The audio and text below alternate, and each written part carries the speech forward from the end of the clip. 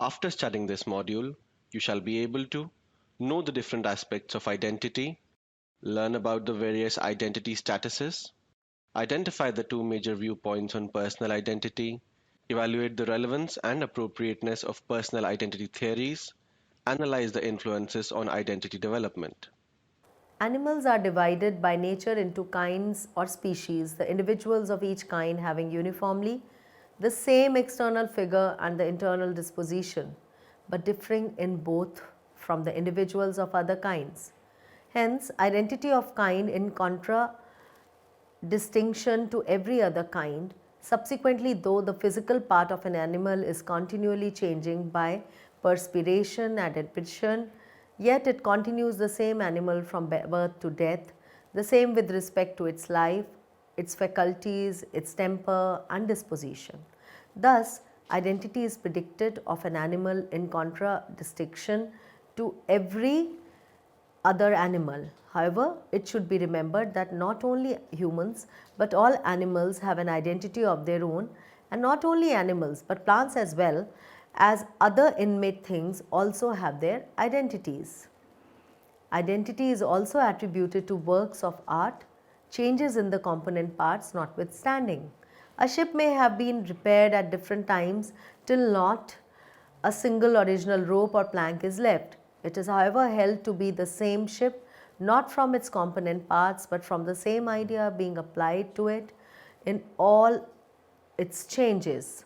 The identity of a river cannot depend on the water which is continually flowing, nor on the bed which frequently changes, but on the same idea being invariably attributed to it in all its changes.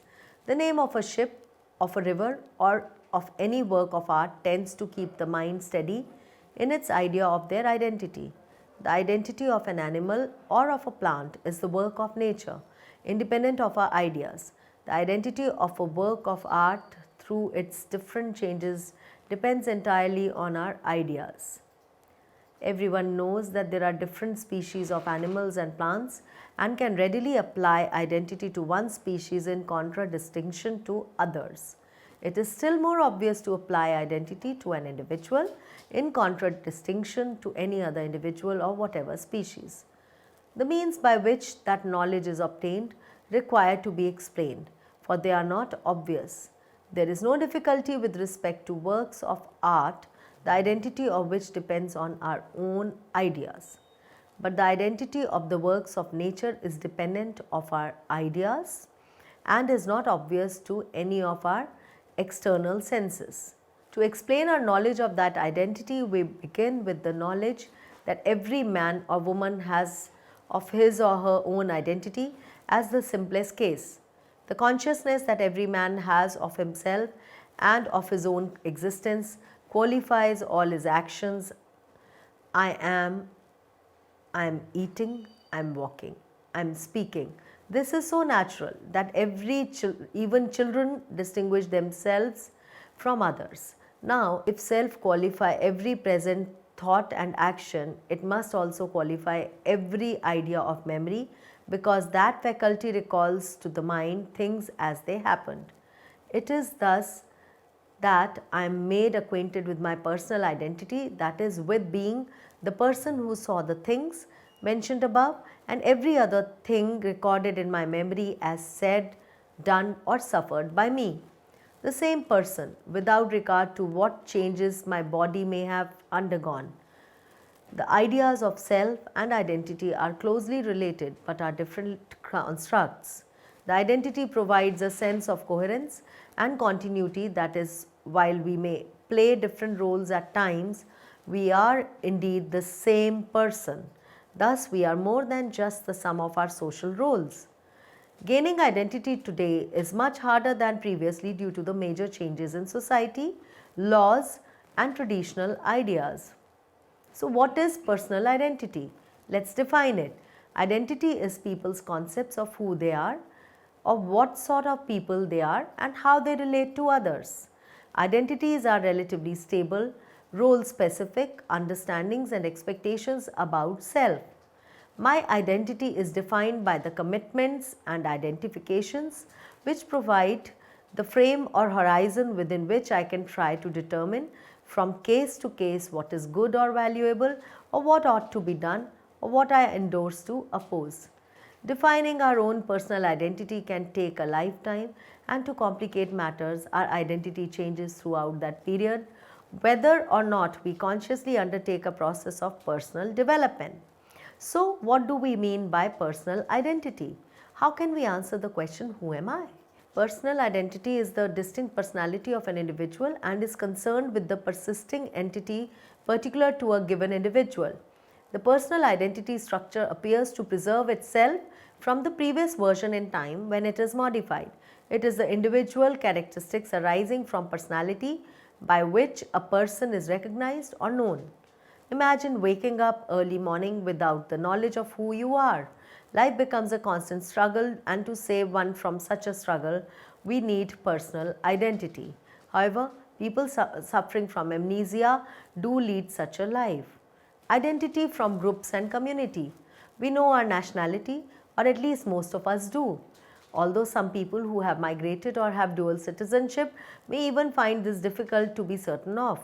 In this world, there is a wonderful opportunity for migration and travel, with the results that we can cease to feel part of our local community or even our nationality and instead feel part of the global village. Identity, even on this seemingly simple level, quickly gets complicated as previously strong local identities get transformed. On a yet more local level, we may view ourselves as a member of a local community, a housing estate, a school, an office, a company, or a town. For example, a person may be from a particular region of the country, say a particular tribe in Rajasthan. This belongingness would be a defining feature of the person's personal identity, as it shall be deeply influenced by the cultural underpinnings of the community. Each time we say we belong to one of those groups, we identify with them and adopt some of the behaviors and beliefs of the wider group. Some of these groups that we are part of are in conflict with each other. So, even on the level of these most basic external circumstances, it can be difficult to come up with a definitive identity of who we are. Identity through roles. In our day-to-day lives, we may define ourselves through the roles that we play. These roles may include being a mother or father, husband or wife, brother or sister, son or daughter, colleague, friend, enemy, teacher, etc. Again, some of these roles may be intention. Consider a priest or doctor serving in the front line alongside soldiers. A certain level of internal processing needs to take place for someone who is committed to saving and preserving life to also be involved in taking life. Identity through our work or profession. We may define ourselves through our profession or our work. I am a teacher, I am an accountant, I am a lawyer, I am a plumber, I am a chef, and so on, it goes on. However, if we define ourselves by what we do, our profession or work, then does this not oversimplify our complexity? Of course it does. There are many individuals who become lawyers, but they are not all the same. However, they may describe themselves as a lawyer, and this may be the main way in which they establish their own identity. But something is lost by doing this. Before we move to the consideration of the terms often confused with personal identity, it should be noted here that all the above mentioned sources of identity, that is community, roles, work, etc., are complementary to each other and not competing. Also, it depends a lot on the person, him or herself, whether to define themselves through these or not. Just like no two humans have identical fingerprints, similarly no two individuals define themselves in exactly the same way. However, overlaps may be there. Other related terms like self-understanding, it's the individual's cognitive representation of the self, the substance and content of different self-conceptions. It's a lifelong process in which some are more engaged and active and others are less engaged and passive. Self-recognition, it's the ability to recognize one's own image. It's assessed in infants via a mirror self-recognition task. To illustrate, in one study, Amsterdam instructed mothers to surreptitiously apply rouge to their infants' noses and then turn their infants to face a mirror. Marked directed behavior locating the rouge on one's nose using the mirror image appeared to emerge around 24 months, arguably reflecting the development of an objective sense of self. Self concept, the content of the self, the known part of the self, the knowledge of who we are, me, develops. Research suggests that human infants develop self concept by age 2. It becomes more differentiated and complex with age. 8-year-old, I'm a boy. I have brown hair. I have green eyes. I have a really tall daddy. 12th grader, I am a human being. I am a moody person, often indecisive. I am curious. I am ambitious. I am an American or I am an Indian and a loner. Now, theories of personal identity. Erik Erikson's theory of psychosocial development. The theory explains how variation in identity status occur throughout development. Before examining the individual statuses, Erikson's theory needs to be reviewed, and the big aspects of his 8 stages that he has given are: if basic needs are met, infant develops sense of trust. If toddler acquires age appropriate independence, he'll develop some sense of autonomy. If child learns to initiate tasks, he'll develop sense of initiative. If child feels competent about his behavior, he'll develop sense of competence. If adolescent engages in self-exploration and role testing easily, she'll develop sense of identity. If young adult seeks to form close relationships and friendships easily, he'll develop sense of intimacy. If adult strives to make contributions to her world, she'll develop a sense of generativity. If aged adult can reflect on life and have feeling of accomplishment and satisfaction, he'll develop a sense of integrity.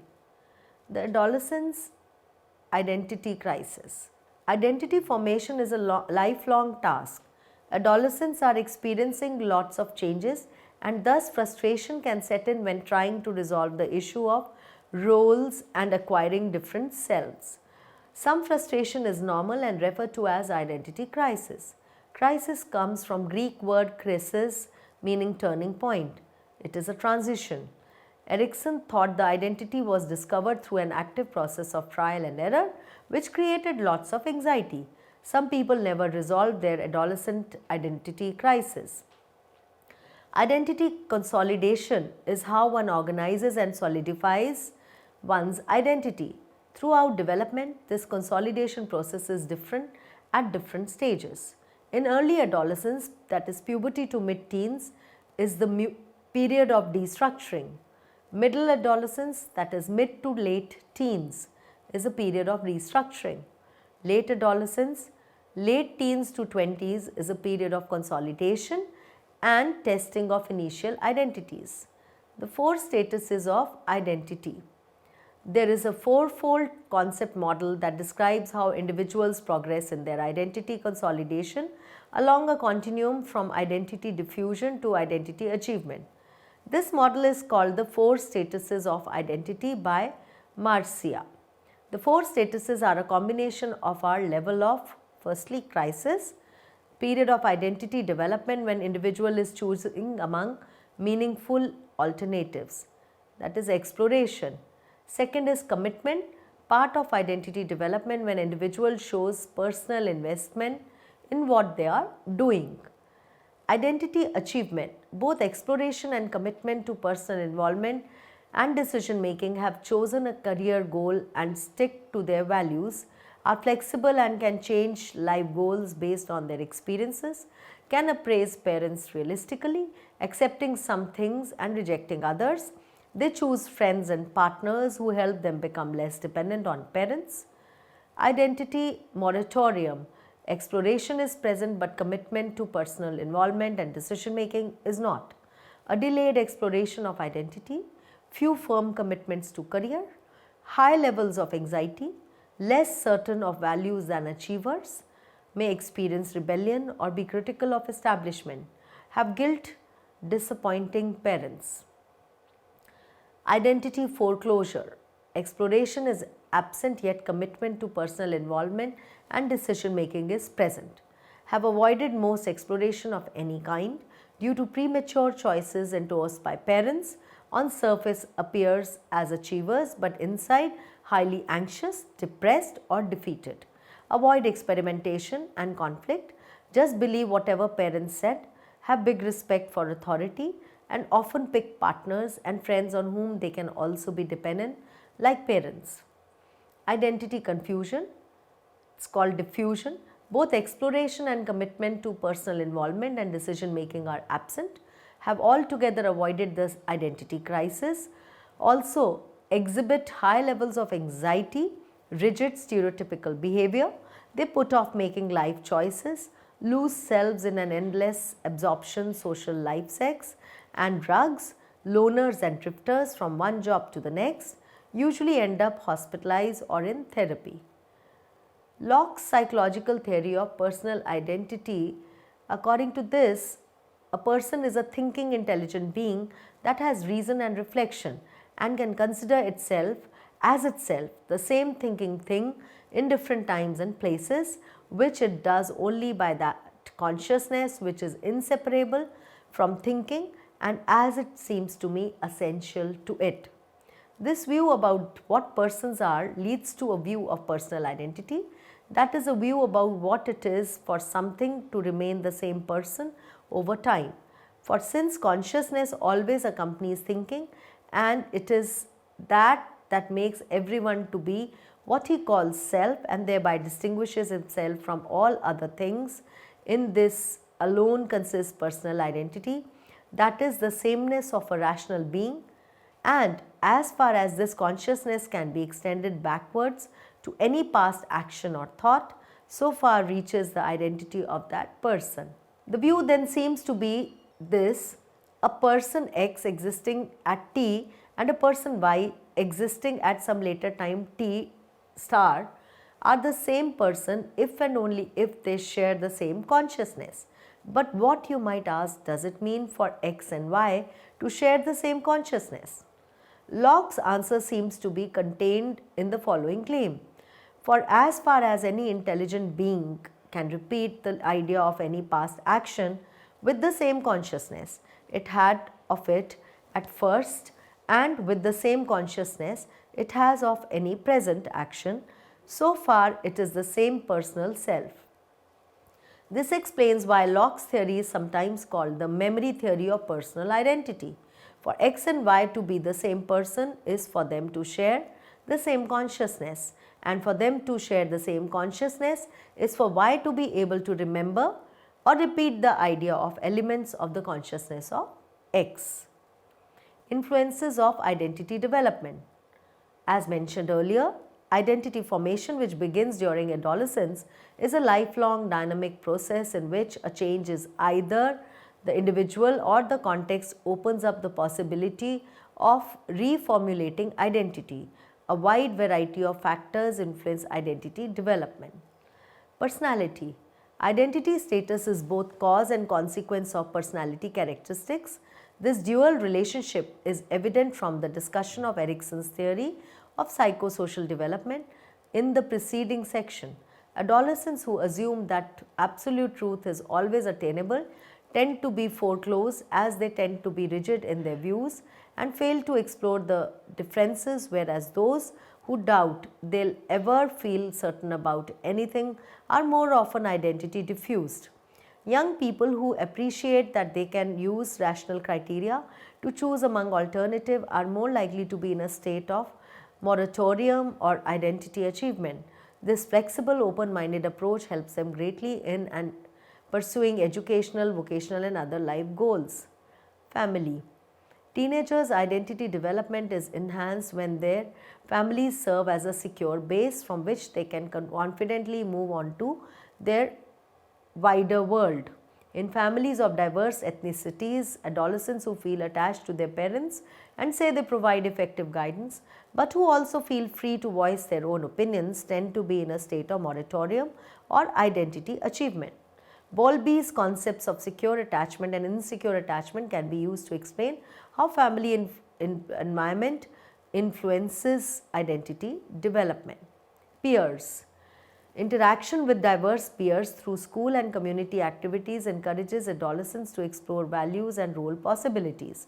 And close friends like parents can act as a secure base, providing emotional support, assistance, and models of identity development. It should be noted here that unlike affiliations like family and religion, which are given to a person by birth, friends and peers are on a larger level chosen by the person himself. Hence, it is inevitable that the kind of peers or friends one chooses would invariably influence his identity. School, community, and culture. Schools and communities can jointly foster identity development. Supportive experiences include classrooms that promote high level thinking, teachers and counselors who encourage low SES and ethnic minority students to go to college, extracurricular activities that offer teenagers responsible roles consistent with their interests and talents, vocational training that immerses adolescents in the real world of adult work. Culture strongly influences an aspect of mature identity not captured by the identity status approach, constructing a sense of self continuity despite major personal changes. The summary. Identity is people's concepts of who they are, of what sort of people they are, and how they relate to others. Personal identity provides the answer to the question, who am I? Our affiliation to a particular group, community, and the roles assigned to us, our work and our profession all help define our personal identity. Erikson recognized formation of an identity, a solid self-definition based on self-chosen values and goals, as the major personality achievement of adolescence. In complex societies, identity achievement and identity moratorium are psychologically healthy identity statuses. Long-term identity foreclosure and identity diffusion are related to adjustment difficulties. Locke provided a psychological theory of personal identity which has philosophical roots. Adolescents who take a flexible, open-minded approach to grappling with competing beliefs and values and who feel attached to parents but free to voice their opinions are likely to be advanced in identity development. Close friends provide support as younger people explore options. So, schools and communities that offer varied options for exploration also foster identity. Personal identity is the distinct personality of an individual and is concerned with the persisting entity particular to a given individual. Identity is people's concepts of who they are, of what sort of people they are, and how they relate to others. Identities are relatively stable, role-specific understandings and expectations about self. The three major determinants of personal identity are: 1. Identity from groups and community. We may view ourselves as a member of a local community, a housing estate, a school, an office, a company, or a town. 2. Identity through roles. In our day-to-day lives, we may define ourselves through the roles that we play. These roles may include being a mother or father, husband or wife, brother or sister, son or daughter, colleague, friend, or even enemy. 3. Identity through our work or profession. We may define ourselves through our profession or our work. I am a teacher, I am an accountant, I am a lawyer, I am a plumber, I am an electrician, I am a chef, etc. The other related terms that define personal identity are: self-understanding. It is the individual's cognitive representation of the self. Self-recognition. It is the ability to recognize one's own image. Self-concept. It is the content of the self or the known part of the self. Erik Erikson's theory of psychosocial development explains how variations in identity status occur throughout development. The basic aspects of his 8 stages are: if basic needs are met, infant develops sense of trust. If toddler acquires age-appropriate independence, will develop sense of autonomy. If child learns to initiate tasks, will develop sense of initiative. If child feels competent about his behavior, he will develop sense of competence. If adolescent engages in self-exploration and role testing easily, she will develop sense of identity. If young adult seeks to form close relationships and friendships easily, he will develop sense of intimacy. If adult strives to make contributions to her world, she will develop a sense of generativity. If aged adult can reflect on life and have feeling of accomplishment and satisfaction, he will develop a sense of integrity.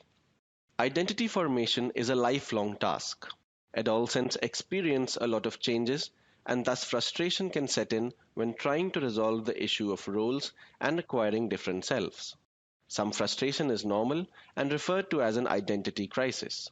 Erikson thought the identity was discovered through an active process of trial and error, which created lots of anxiety.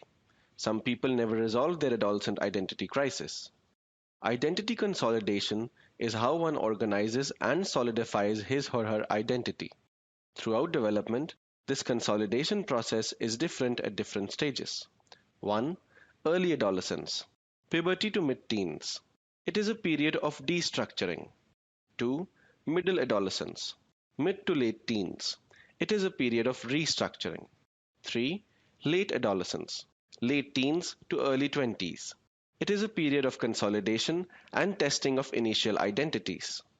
There is a fourfold concept model that describes how individuals progress in their identity consolidation along a continuum from identity diffusion to identity achievement. This model is called the Four Statuses of Identity by Marcia, 1980. 1. Identity achievement. It involves both exploration and commitment to personal involvement and decision making. 2. Identity moratorium. In it, exploration is present, but commitment to personal involvement and decision making is not. 3. Identity foreclosure. In it, exploration is absent, yet commitment to personal involvement and decision making is present. 4. Identity confusion. It involves both exploration and commitment to personal involvement and decision making is absent. Locke distinguishes between the identity of atoms, masses of atoms, and living things. Locke goes on to suggest that one's personal identity extends only so far as one's consciousness. He offers the argument that because in order to be a self, one must be a thinking thing, and that because consciousness always accompanies thinking. The consciousness Locke refers to can be equated with memory. This assumption is supported by Locke's assertion that as far as a consciousness can be extended backwards to any past action or thought, so far reaches the identity of that person. It is the same self now as it was then, and it is by the same self with this present one that now reflects on it, that action was done. An abridged version of Locke's memory theory of personal identity would therefore conclude that memory is both a necessary and sufficient condition of self and, therein, personal identity. A wide variety of factors influence identity development. Burke, 2009. Personality. Identity status is both cause and consequence of personality characteristics. Family. Teenagers' identity development is enhanced when their families serve as a secure base from which they can confidently move out into the wider world. Peers. Interaction with diverse peers through school and community activities encourages adolescents to explore values and role possibilities. School, community, and culture. School and communities can jointly foster identity development. Supportive experiences include classrooms that promote high-level thinking. Let us summarize what we have learned. Identity is people's concepts of who they are, of what sort of people they are, and how they relate to others. Our affiliation to a particular group, community, and the roles assigned to us, our work and/or profession all help define our personal identity. Erikson recognized formation of an identity, a solid self-definition based on self-chosen values and goals, as the major personality achievement of adolescence. Long-term identity foreclosure and identity diffusion are related to adjustment difficulties. Locke provided a psychological theory of personal identity which has philosophical roots.